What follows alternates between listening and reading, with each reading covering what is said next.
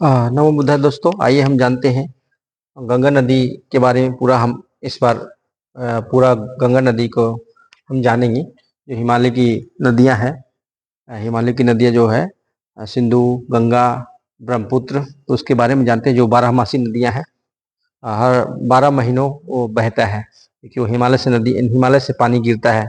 हिमालय का जो बर्फ है पिघल पिघल करके वही पानी अ, सिंधु, गंगा, ब्रह्मपुत्र नदी में हमेशा आता है, इसलिए इसे 12मासी नदी कहा जाता है। हम जानते हैं गंगा नदी तंत्र। इसकी लंबाई 2525 किलोमीटर है। उद्गम गंगा की मुख्य धारा भागीरथी, गंगोत्री, हिमालय से निकलती है। प्रमुख सहायक नदियां कौन कौन है, अब जानिए। प्रमुख सहायक नदियां यमुना, घाघरा, गंडक, कोसी है ना।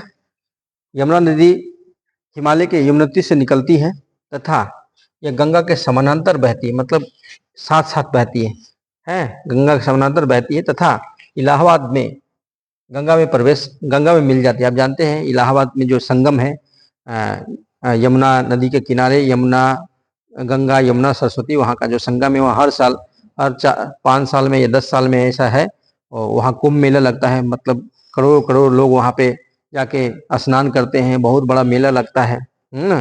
तो बहुत ही फेमस जगह है, संगम स्थल है। तीनों नदियों का संगम है। गंगा, यमुना, सरस्वती। सरस्वती कहा जाता है वो नीचे से निकलता है, वहाँ का जो पानी शायद हरा या कुछ भी होता है, इसी प्रकार है। ये बहुत ही पवित्र माना जाता है। तो यमुना नदी हिमालय के हिमनदी से निकलती है तथा यह गंगा के समानांतर बहती है तथा इलाहाबाद में गंगा में मिल जाती है ना। यमुना नदी कहाँ मिलती है? इलाहाबाद में गंगा मिल जाती है। घाघरा, गंडक एवं कोसी नेपाल, हिमालय से निकलती है। ये जो तीनों नदियां कहाँ से निकलती है? घाघरा, गंडक, कोसी, ये कहाँ से? नेपाल, हिमालय से निकलती है। ठीक है। आप सब जानते हैं नेपाल का जो माउंट एवरेस्ट है वो नेपाल में है। करीब 8848 मीटर है और अभी भी वो बढ़ता जा रहा है ना। तो माउंट एवरेस्ट है जो नेपाल में पाया जाता है। सबसे ऊंची जो चोटी है गहीर माथा, सागर माथा है ना, नेपाल से है। प्रायद्वीपीय उच्च भूमि से आने वाली मुख्य सहायक नदियां चंबल, बेतवा, सोन है। प्रायद्वीपीय उच्च भूमि से आने वाली मुख्य सहायक नदियां है ना। तो ये सब हमने जाना गंगा के बारे में। अब जानते हैं प्रायद्वीपीय उच्च भूमि से आने वाली जो चंबल, बेतवा एवं सोन नदी है, मुख्य सहायक नदी है। ये क्या है? अर्धशुष्क क्षेत्रों से निकलती है। ये सब क्या है? ये जो तीनों नदियां क्या है? अर्धशुष्क क्षेत्रों से निकलती है। ठीक है। इनकी लंबाई कम तथा इनमें पानी की मात्रा बहुत ही कम होती है। ठीक है। इनकी ये सब जो है लंबाई, छोटी छोटी नदियां हैं, इनकी लंबाई भी कम होती है, पानी की मात्रा भी कम होती है। हाँ। बाएं तथा दाहिनी किनारे की सहायक नदियों के जल से परिपूर्ण होकर गंगा के पूर्व दिशा में पश्चिम बंगाल, फरक्का तक बहती है। ये सब क्या है? बाएं तथा दाहिनी किनारे की सहायक नदियों के जल से परिपूर्ण, मतलब जो बाएं दाहिनी तरफ बहने वाली नदियां हैं और दाईं तरफ बहने वाली नदियों से जल लेकर के परिपूर्ण होकर के क्या है? पश्चिम दिशा में पश्चिम बंगाल के फरक्का तक बहती है। यह गंगा डेल्टा का सबसे उत्तरी बिंदु है। क्या है? यह गंगा जो है यह गंगा डेल्टा का सबसे उत्तरी बिंदु है। ये नदी जो है, यह नदी 2 भागों में बट जाती है। क्या है? 2 भागों में, भागीरथी, हुगली। इसकी जो एक वितरिका है, दक्षिण की तरफ बहती है, डेल्टा के मैदान से होते हुए बंगाल की खाड़ी में मिल जाती है। डेल्टा के मैदान हो सके कहा? बंगाल की खाड़ी में मिल जाती है।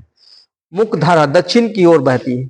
जो इसकी जो मुख्य धारा है दक्षिण की ओर बहती हुई कहाँ मिल जाती है? बंगाल की खाड़ी में, बंगाल में प्रवेश करती है।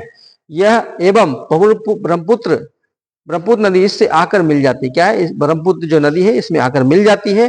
अंतिम चरण में गंगा क्या कहते हैं? ब्रह्मपुत्र। अंतिम चरण गंगा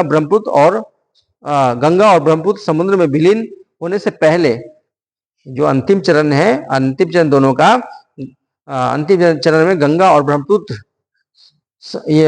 ब्रह्मपुत्र समुद्र में मिलने से पहले क्या उसको कहा जाता है? क्या कहते हैं? हम मेघना कहते हैं।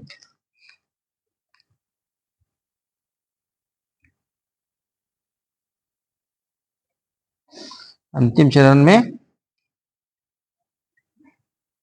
गंगा एवं ब्रह्मपुत्र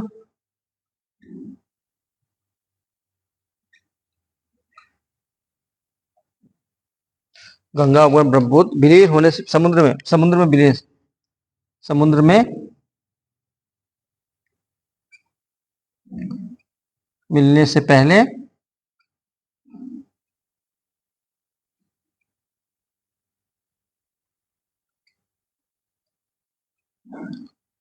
मेघना के नाम से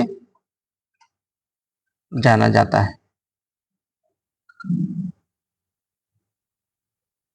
ठीक है, ये गंगा और ब्रह्मपुत्र नदी जो है समुद्र में मिलीन होने से पहले, मिलने से पहले क्या आ जाता है, मेघना के नाम से जानी जाती है।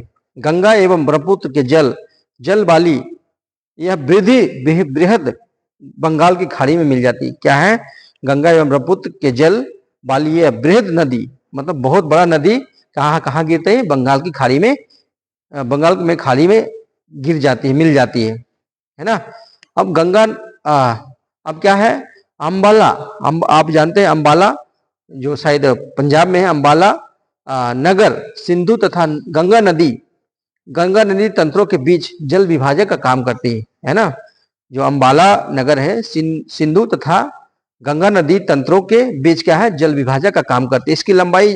इसकी लंबाई करीब करीब अंबाला से सुंदरबन तक मैदान की लंबाई लगभग कितने हैं, 1800 किलोमीटर। अंबाला से सुंदरबन के मैदान की लंबाई लगभग 1800 किलोमीटर है। परंतु इसका जो क्या है, इसके ढाल में गिरावट के कारण मुश्किल से 300 मीटर है, गिरावट मुश्किल से इसका जो 300 मीटर है, सॉरी 300 मीटर है।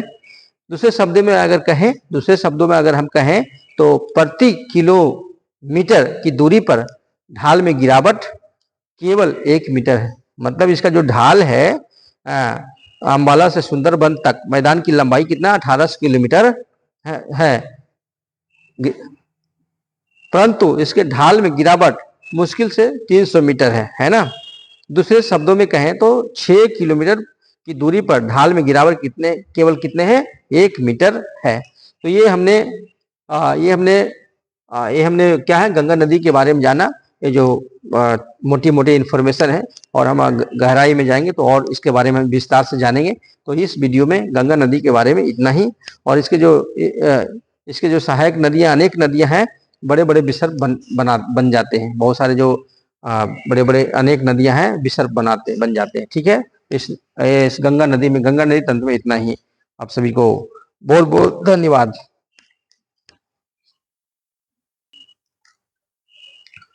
अब आइए हम जानेंगे क्या है आपका जो प्रायद्वीपीय नदी है, प्रायद्वीपीय नदी के बारे में हम विस्तार से जानेंगे। प्रायद्वीपीय नदी में कौन कौन सा है जो हमने जाना था, उसके बारे में हम जानेंगे बारी बारी से। ठीक है, तो हमने हिमालय की नदियों के बारे में जाना। अब आइए हम जानते हैं जो गंगा की प्रायद्वीपीय नदी है, प्रायद्वीपीय नदी कौन कौन है उसके बारे में।